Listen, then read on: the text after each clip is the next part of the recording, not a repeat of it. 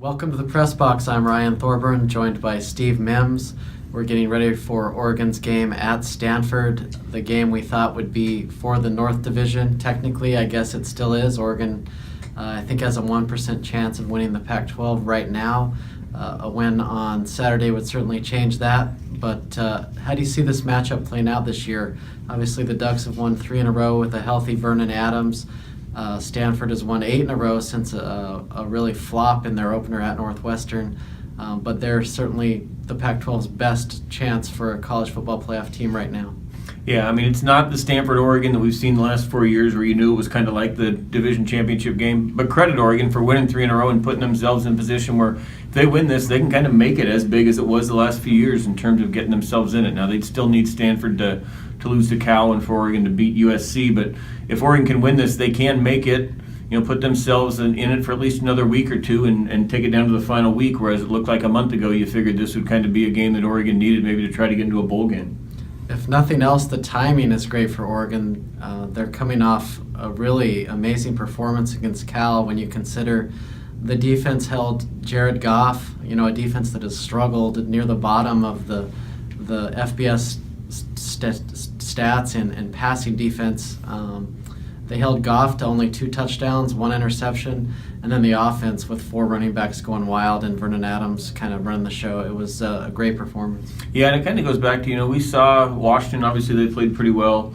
Colorado defensively, they're all right. But you mentioned Cal. They held them to 7 points, about 60 yards below their average. And let's face it, for this Oregon defense, you're looking for things like that to try to build some confidence. And talking guys with this week, it sounds like they have. Now, this would be a different deal. Cal doesn't present the problems on the line or the running game that Stanford does, certainly. So it's going to be a different deal this week for them. But I do think they feel, and we've seen this a couple times after wins this year, where the defense, we're feeling better, and then it's followed by an Arizona State type game.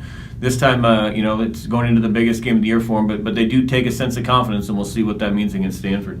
I think it's going to be interesting for Don Pelham's defense because they've really struggled against spread offenses. That includes Eastern Washington, Arizona State, with 742 yards of offense, 3 overtimes though.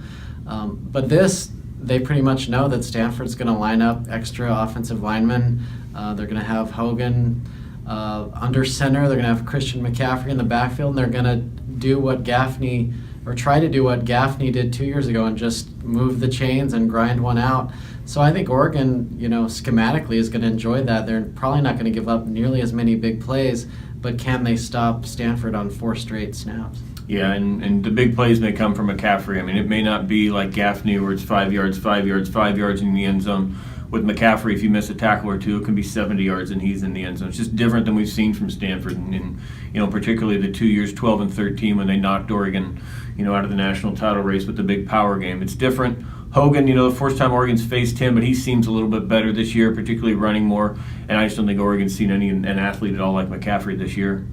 Vernon Adams, I think if he didn't break his finger, who knows what would have happened. But despite that disappointment, I think him transferring to Oregon and playing in these type of games was still a good move for him. And he can deliver a memorable November for Ducks fans still. And I think he's shown that they needed him and that he's a great college football player. Yeah, and he's got kind of all those guys now. We've talked about Carrington came back. Devin Allen, not 100%, but he can get in there and contribute.